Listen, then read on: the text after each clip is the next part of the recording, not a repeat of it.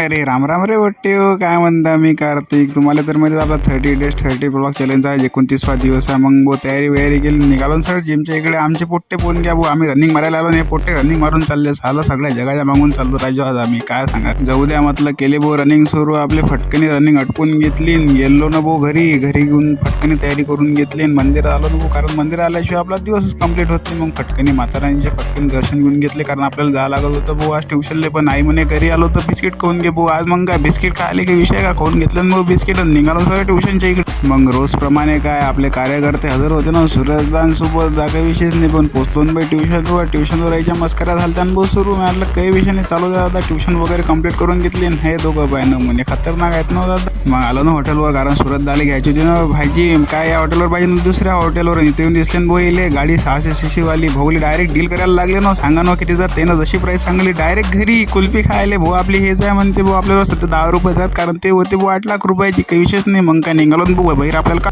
मग काय आज होती ना भाऊ होळीच्या तुम्हाला आणि तुमच्या परिवाराला खूप खूप शुभेच्छा. मग आईनं मस्तपैकी होळीची पूजा करून घेतली. पाव वगैरे लागून दिला. आपली पार्टी सगळी हजर होती ना, कारण उद्याची पार्टी आहे. थर्ड वाजता होतं दुकानात आलो तर हे गडी पाय ना बा पंख्या इकडे बोट करू राहिले. ते जाऊ द्या म्हटलं, चालते चला बोट या जेवायला करतो मी जेवण. भेटू पुन्हा तिथपर्यंत. जय माता राणी.